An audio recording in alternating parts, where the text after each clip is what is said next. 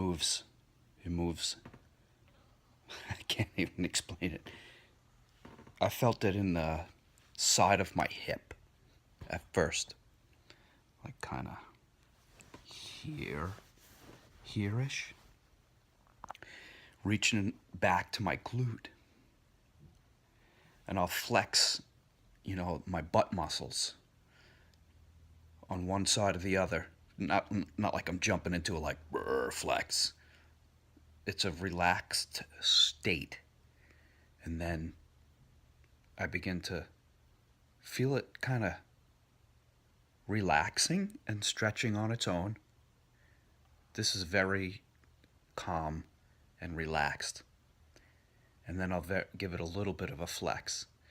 And then I could feel the whole leg, my whole right leg, start to move down and forward, which is the direction that it needs to go, as I've been directed by the doctors, specifically a chiropractor and the massage therapists. And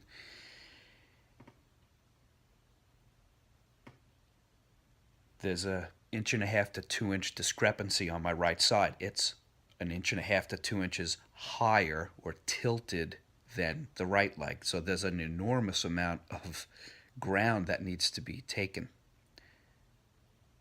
But as that loosens up and starts to move, it's the whole structure of my body that's moving. And when it becomes or starts to become aligned, it adjusts everything. The hip is a part of the pelvis. The pelvis itself is the middle of the body. Both of the legs hook into the pelvis. Here's the top of the pelvis, right? And it's supposed to be straight. But when it leans, even just a little, as you can see with my arm, looks like someone else's arm, doesn't it? That's funny. What's this thing doing here? Get out of here. Okay. Come on back. All right. I'm on the arm. As my right leg starts to adjust and get back into position, it pulls the pelvis, it tilts this way and this way and this way. It starts to align the pelvis. Now, if it's bent, where my head is right here, if this is the top of the pelvis, that's where your spine attaches to the pelvis, right? So like the Leaning Tower of Pisa, even if the foundation's off just a little bit, that's our pelvis, right?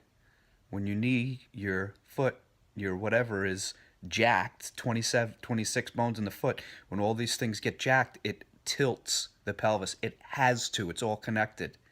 Foot connected to ankle, to knee, to femur, femur to hip, to pelvis.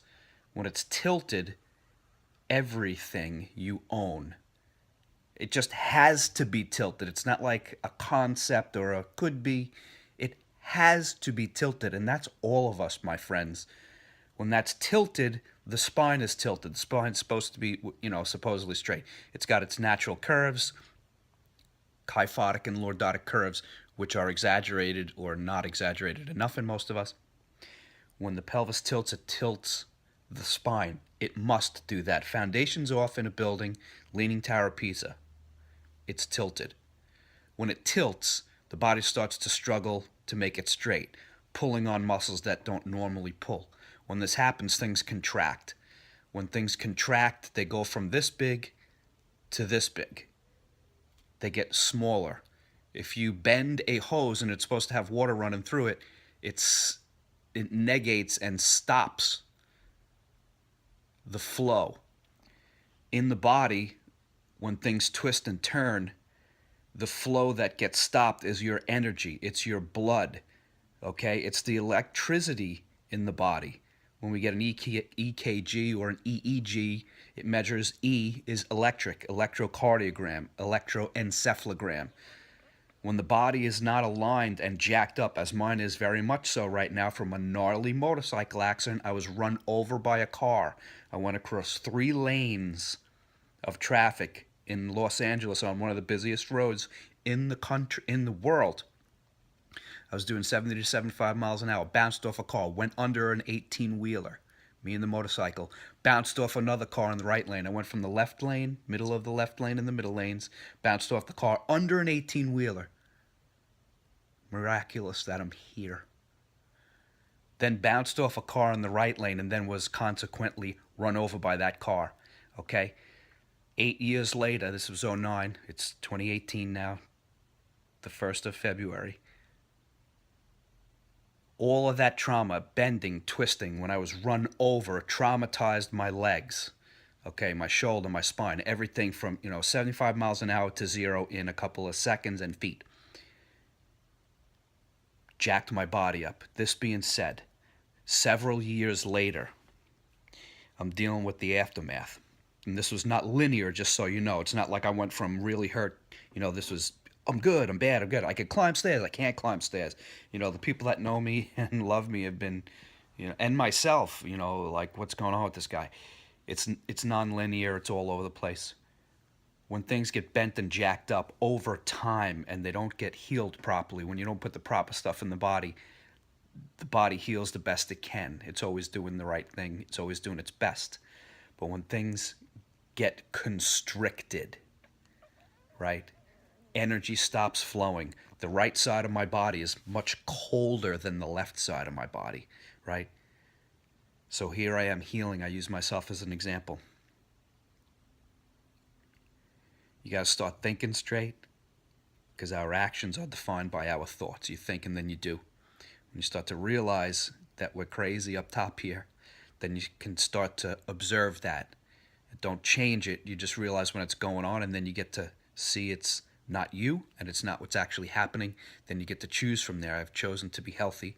I put good stuff in my body for 7 years now or so. Hydrating, putting nutritionally dense food from our community garden that we grow. I control the soil. I put good stuff in the soil. The soil puts the good stuff in the plant. I eat it. Several years later, the body's ready to heal itself now. Okay, the building blocks are in place. Now, relaxing, removing stressful things from my life, I get to sit here now and explain to you the stretch and the healing process. All the things are in place, all the good nutrition. When things start to settle and the pelvis goes from being jacked up and bent to level, then everything that it's connected to or is connected to it gets to settle as well. Leaning tower pizza becomes straight. All the individual vertebrae start to stack on top of each other instead of being bent and twisted. Okay. Healing process. Breathing, expanding the lungs. Lungs expand and straightens out the spine. And it's all connected. We can heal. It takes time. I was run over by a car. Run over by a car. I am a miracle in itself that I am here and walking. Now, several years later, I'm learning how to heal. Learning how to heal myself.